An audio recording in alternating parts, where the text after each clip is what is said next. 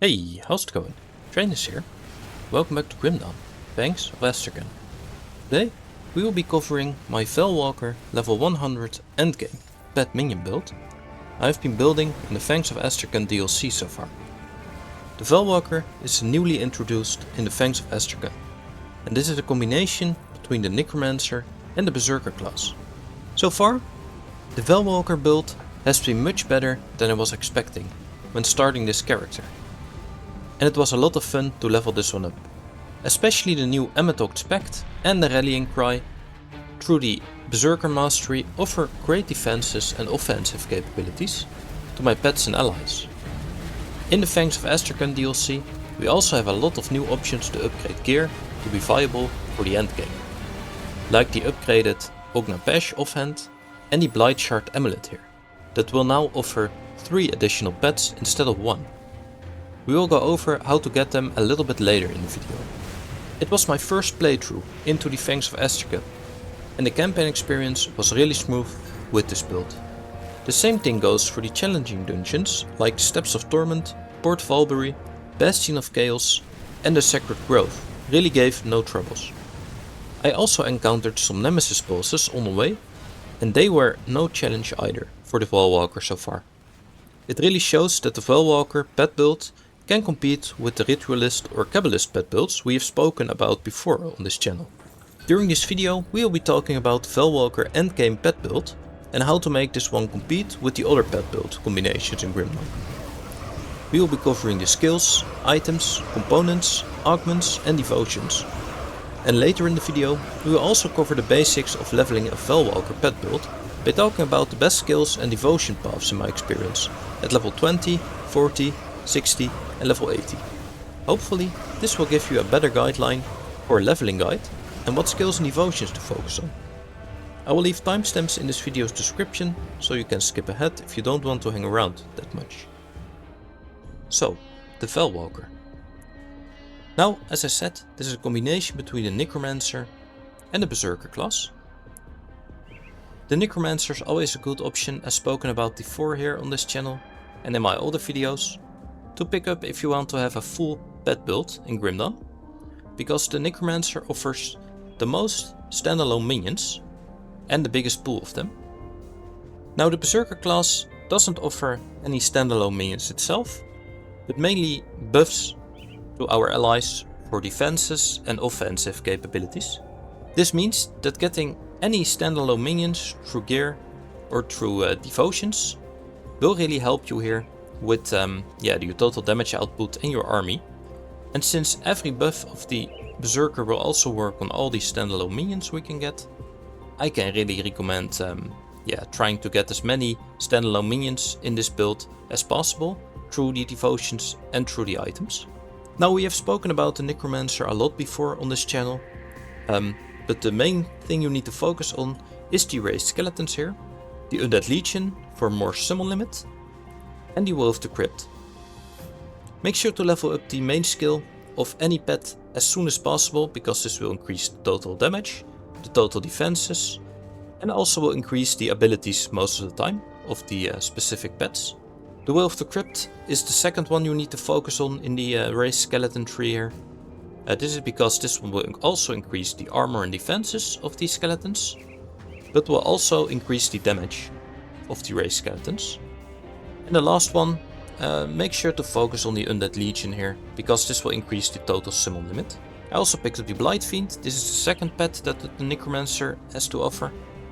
And this is just a massive damage pet. And same as the raised skeletons, make sure to level up the main skill first. The Rotting Fumes will give a little bit more tanking capabilities to the Blight Fiend. And the Blight Burst is just a massive area damage with poison acid and fatality damage. I'm just a bigger fan of the Blight Burst here than the Rotting Fumes. But this is totally up to you. Now I also picked up the Ravenous Earth with the Foul Eruption. This is basically because of the 30% reduction to enemies' health.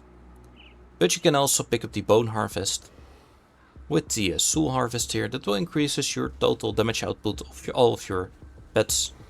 I also went for the Spectral Binding 1 point, mainly because of the extra health we get from this one, And this is a buff, so it will be automatically activated. So just a 1-point wonder in my opinion. Call of the Grave, also a really important one if you have a full pet build. This is just an active skill that will increase the overall damage of all of your pets. The Mark of Torment, yeah, this will just be a little bit of a defensive ability, and this will really help against tough bosses. For the exclusive skill, I went for the Master of Death here, and this is mainly because this offers a lot of bonus to all pets. And I also picked up the Reap Spirit. Now, I'm personally a bigger fan of the permanent minions instead of the temporary ones. And the Reap Spirit is a temporary minion. But since we needed to invest 50 points already in the mastery bar here for the Necromancer, yeah, you can as well pick this one up and it deals massive damage. And this one also scales with the pet bonuses, so all the other bonuses we get for pets and minions will also apply to the Reap Spirit here.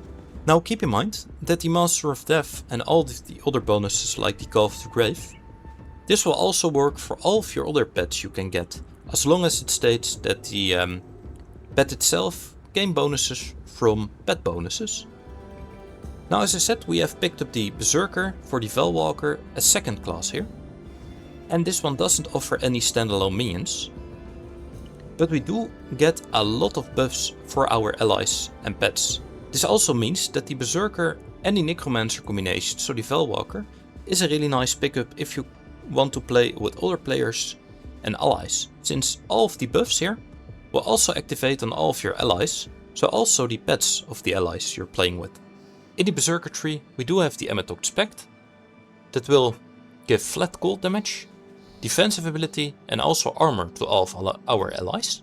We do have the Blood Frenzy here, so we increase the pierce damage, chaos damage, bleeding damage, attack speed and casting speed. And the Icebound, that will increase the frostburn damage, cold damage, will also give poison and acid resistance and vitality resistance. And I am really happy about the Icebound here, since getting your poison and acid resistance together for your pets can be a hard challenge, in my experience in Grimdawn. So getting a passive bonus through the Icebound and through the Untitled Chapter here really helps you out with your defensive capabilities of your pets. We also have the Rallying Cry here, just a massive heal to all of our allies, massive offensive ability and also great increase of movement speed. And the Impulse will also increase the max movement speed again, blow resistance, reduced entrapment duration and also more crit damage. Now with your pets, not all pets have the same movement speed, and getting your pets somewhere quicker is really important in my experience. So I'm really happy about the Rallying Cry here. This one increases the movement speed of all your allies. This is basically a skill that will be an aura around you, and once you activate this one, your pets will also have all of the buffs from the Untitled Chapter, as we can see here, the little icon, and also the Impulse works on the pets. So yeah, I'm a big fan of the new Rallying Cry. This also offers, as I said, a little bit of a heal to all of our allies, since we restore 30% of health. We also have the Bone Chilling Cry. This is more of an offensive ability, but this also decreases the cold resistance, chaos resistance, bleeding resistance, pierce resistance and the defensive abilities of all of the enemies inside our radius here. And since we are using the Untitled Chapter for the increased cold damage, the Rallying Cry is a really nice pickup just once, just a 1-point wonder, since this will decrease the cold resistance, so we will deal more damage using the Untitled Chapter here.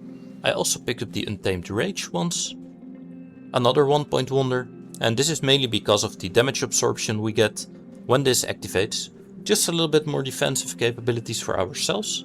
So yeah, as I said, so far I'm really happy about the Berserker class here, and it is really better than I was expecting before. I can really recommend the Veilwalker if you want to have a massive minion army and want to have a little bit of an off-meta build using the Berserker here with the new buffs. Now for the devotions, since we do have a little bit less defensive capabilities for all of our minions, I went to the top here, to the Tree of Life, for massive health generation, which applies to all of our allies. Massive increase to health, but also massive increase to health generation for ourselves and health to our own life pool. This will really help us to stay alive longer, but also the pets and minions. I also went for the Cleansing Waters, just a really good defensive buff here. This will remove all of the negative ailments from all of our allies, and will also removing beneficial auras from all enemies. I also picked up the Fiend here. I just really like this ability, and I bound this one to the Blight Fiend. The Shepherd's Call, of course, just a massive bonus to all pets. And you can also equip this one to certain skills. In my case I went for the Reap Spirit here. The Elemental Storm for my skeletons, and since this one also gives us Frostburn damage, it works really well with the Icebound here. That will increases our Frostburn damage even further. And I went for the Bismiel's Command. Now, as I said, getting a lot of minions through devotions and items is really important with this build, since we have massive buffs to all of our allies. This is a really nice one to pick up here. And of course this one also scales with pet bonuses. So this works really well in our build here. Alright, so let's talk a bit more about the items we can find since the new DLC. We have a couple of cool items that can really help pet builds especially. As an example, the first one, my one-hander here. This is a newly introduced item into the Fangs of Asterkarn. And this allows us to only summon cultists with our raised skeletons, the mages. And I'm just a big fan of this particular summon. I really like the mages. They have a massive single target damage and also a good area of effect ability. Now, as you can see, all the damage is also chaos damage here. And this is also because of the new item we have. Because this one will increases the chaos damage for raised skeletons, convert fire damage to chaos damage, and also vitality damage to chaos damage. We also get standalone bonus to all pets, so more chaos damage, more all damage, physical damage converted to chaos damage, which works for all of our other minions, and vitality damage converted to chaos damage. We also get a lot of plus Undead Legion and Summon Blight Fiend. And the plus Undead Legion helps us, of course, getting a bigger skeletal army here. For my rings, I'm using massive bonus to all pets rings, and also rings that will increase my own defenses by a lot. Since in my experience, getting your own defenses together and getting all of your resistances together is really important in Grimdawn, especially if you're playing on Ultimate and doing endgame content. Now, as we can see, this is a double rare ring. And the double rares can roll really good pet bonuses. These ones are hard to get, but lucky for us, since the new Fangs of Asterkarn DLC, we have the Altar of Ascension, where we can focus special items that we want with special rolls. So in my case, I wanted to use the Manticore Eye here for more chance of bonus to all pets, and also the Celestial Lotus, that will increases the chance of double rare drops. Now keep in mind, doing this using the Altar of Ascension will also increases your difficulty that you will face. So make sure you have at least a decent defensive build before trying this. But this will really help you by getting your items together. Same goes for the double caster helm I'm using here. This one also has massive increases to bonus to all pets, and also the +4 to summons for raised skeletons. This means we can now summon more at a time. This will allow us to keep our army up and running way more. The Blightshard Amulet, now as spoken about before, like the Ogna Pash here. This is an item that can now be upgraded using a new ability into the Fangs of Asterkarn. And I'm really happy about this, because this upgraded amulet allows us to have 3 different summons, as we can see. We have 3 of those blighted sources now, with poison damage. And as said before, getting as many pets as possible with this build with the Veilwalker will really help you with your damage output, since all of the pets will also get all of the bonuses from the Rallying Cry here and the Amatox Pact. Same goes for the Ogna Pash. Unfortunately, this one only offers 1 summon still, but I'm just a big fan of the Ogna Pash, and the Ogna Pash also offers a standalone ability itself, a little shield ability that will increase your defenses and also all of the allies around you. So I'm just a really big fan of the Ognet Bash here. For my shoulders, also a double rare, and I'm really happy about this one because it rolled 7 on Summon Blightfiend. I didn't even know this was possible in Grimdawn, but this means we get a lot of plus skills into the Blightfiend, of course. And then we only have to invest a little bit to reach the maximum here. And of course also with a lot of health on the basic roll and a lot of defensive abilities like the elemental resistance and the bleeding resistance. Same goes for the gloves, a lot of defenses and also a lot of bonus to all pets with a double rare roll. The boots I'm using at the moment, I'm still looking for a better one, but at the moment I'm okay with this since it gets a lot of health. We get a little bit more physique and this will allow us to get more health, of course. For my medal, I'm also using a medal here that will increases my total summon limit for the raised skeletons with more Undead Legion and also a little bit more defensive abilities. The Acolyte's Court is my belt, raised skeletons and also way more bonus to all pets. My relic, the Dirge of Arkovia, of course, because this one offers us +1 to all skills and Necromancer, also massive bonus to all pets, and offers us, of course, the Skeletal Servant here, another standalone minion, and this will help with the damage output for the Amatox Pact again, and the Rallying Cry. Bands I'm using, also a massive increase to our own defensive here, with the Aether and Chaos Resistance, movement speed, defensive ability, bonus to all pets, and we also get the Eldritch Scheme, so 25% chance when hit, and this will increase our health generation and the health of ourselves and also the allies around us. So just a little bit more defensive capabilities, and this can really help you by staying alive just a little bit longer for your pets to do all the damage. The chest armor I'm using with the Summon Blightfiend, bonus to all pets, and a lot of health and air and bleeding resistance again. I'm also using a lot of components and augments on my gear. So for my weapon, as an example, the Void Ward, just basically for the chaos resistance, and this also works for all of the pets. So if you take a look at the resistances at the moment for the pets, I can get a little bit more pierce and a little bit more poison, but overall I'm really happy about where the resistances stands. For the offhand I'm using the Void weapons, so this will give flat chaos damage to all of the pets, and we will also get increased chaos damage percentage. And this works especially well, of course, with the one-hander we have here, so more increased chaos damage. And so this will benefit all of our other summons again. Now for the other components, it depends a little bit on how your gear is doing. Since, as I said, you want to get your resistances together as quickly as possible. So you have to look for yourself what components can really benefit your build, and if you can use some components that can help you by reaching the maximum resistances. For the chest armor, I'm always a big fan of the Bindings of Bismuth if you have a full pet build, because this will increases the bonus to all pets by 20% to all damage, and also 10% health.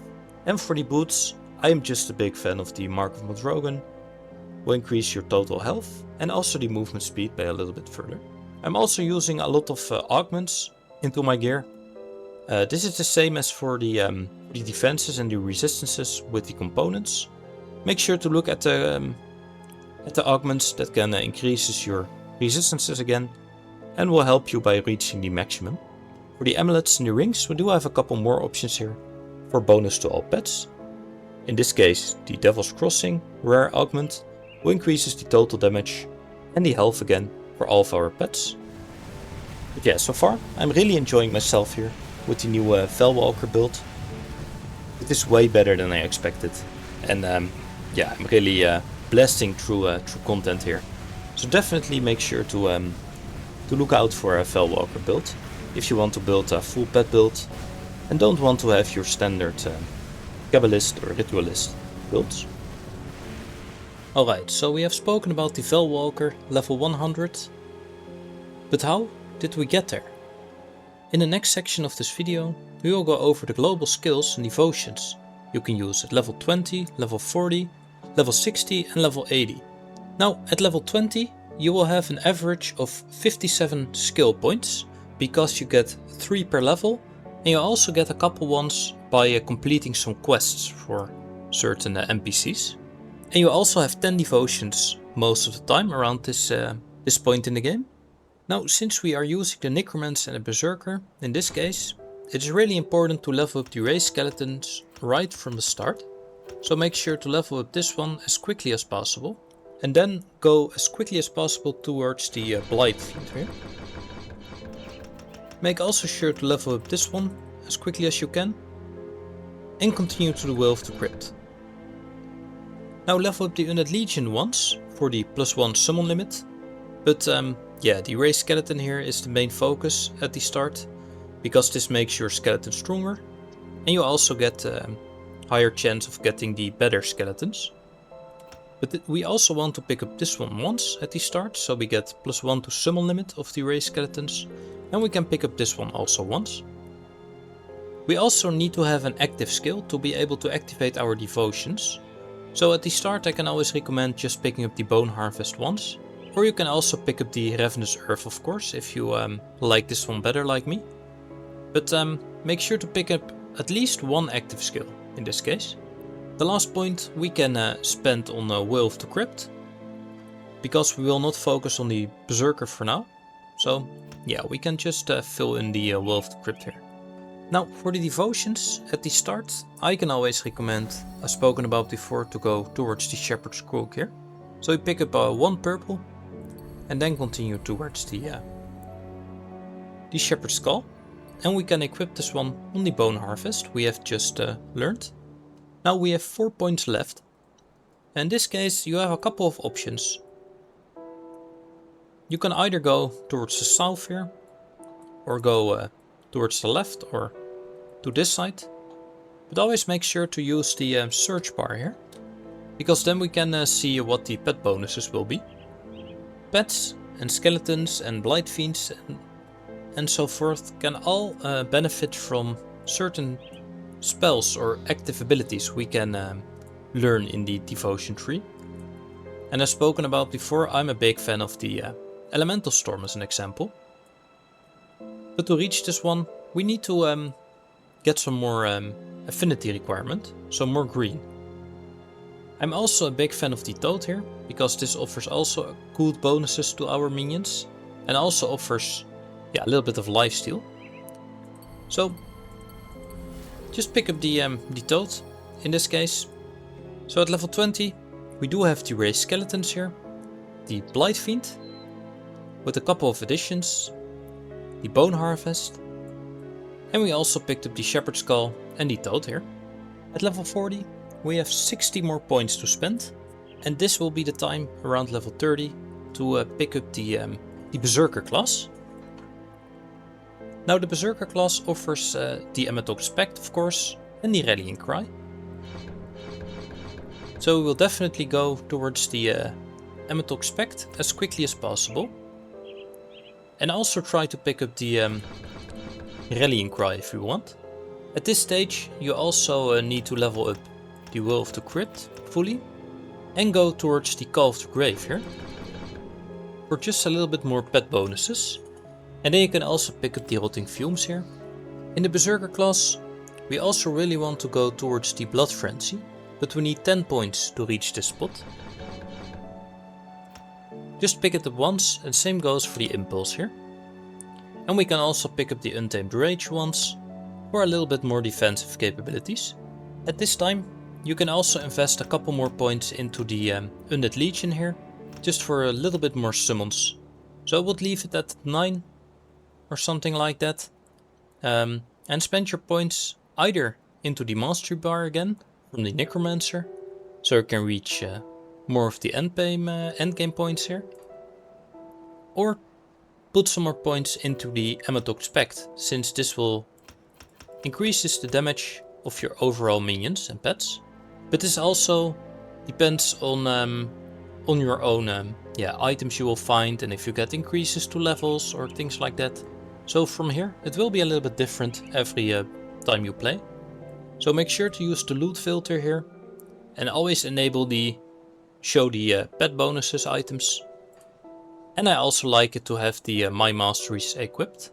So most of the time, yeah, just make sure to focus on the pet bonuses. And especially at the start, you will find a lot of items, but they will come in a lot of different variations. So you will have to look for yourself what items will fit your build especially. Now for the devotions at level 40. As I said, I'm personally a big fan of the Roani's Crown here for the Elemental Storm. And getting the abilities as quickly as possible will really help you with your damage output, since the abilities on the devotion tree can also gain experience and will level up once you have a certain ability longer equipped. So in this case, just pick up the Elemental Storm with the raised skeletons here. Furthermore, I would prefer to go either to the left here or to go to the top here. To the right side we have a lot of bonuses to all pets that we can equip, and to the left here we have a couple more bonuses to all pets, and also the Flame Torrent is a really nice pickup. So since I'm a big fan of this, you can just go towards this point and later pick it up on the Blight Fiend here. At level 60 we have 50 points more, but keep in mind, under level 50 you get 3 points per level. From level 50 to level 90 you will get 2 points per level, and from level 90 to level 100 you will only get 1 skill point per level. You will also have a total of 30 devotion points around this part in the game. So for our build, the best thing to do is to level up all the way towards the end here for 25 points. This will also allow us to pick up the Soul Harvest, or if you want, pick up the Ravenous Earth here. You also definitely want to put 1 point into the Master of Death and pick up the Reap Spirit and level up this one to the maximum, just for the damage and the overall health of this pet. Now for the Berserker tree, we also do want to go to the Icebound here, but we also want to level up the Amatox Pact further, and also the Rallying Cry. So in this case I would advise to focus on the Amatox Pact and the Rallying Cry first, and from now on try to focus onto the Icebound here, because this also applies to all of your allies of course, so this is a really good addition towards the Amatox Pact. Now for the devotions, we can definitely complete the Blight Fiend this time, and then we can also look into the other pet bonuses we can get. The Staff of Retosh is also a nice one to focus on. You get a lot of bonus to all pets with the total speed, Aether resistance, total damage, more Aether damage, fatality resistance, and also defensive ability. At level 60 and level 80 you will have completed the veteran difficulty or the normal difficulty, and I would advise to just jump straight into ultimate difficulty and skip elite entirely here. At level 80 you will have 40 extra points available, because we got 20 levels and we get 2 points per level. And now we can start to complete the build here further. So in this case I would recommend to go to the Icebound here, to level up the Rallying Cry to the max. Take a better look at the Master of Death here, just for more bonus damage. You can also pick up the Spectral Binding ones, with the Spectral Wrath of course. Pick up the Mark of Torment, just for a little bit more defense. And from now on, it really depends on the gear you have and the items you get. You definitely want to pick up the Bone Chilling Cry here, but for the other points, you need to really look at your gear and if you have plus skills or anything like that to get the items together and to get your skill points together. For the devotions, at level 80 you will have most of the time 40 devotions, especially if you jump straight into ultimate and skip elite difficulty. But I would recommend doing the Staff of Retosh, as said before, the Lion, and then continue into the Cleansing Waters here, just for a little bit more defense. Alright, so I hope this video will give you a bit more guidance if you're looking for a cool, strong new pet build that has become available with the Fangs of Asterkarn DLC in Grimdawn. Let me know what you think and if you have any comments about the build I've made. But for now, thanks for watching. If you enjoyed this video, make sure to leave a like, and I will see you in the next one. Bye.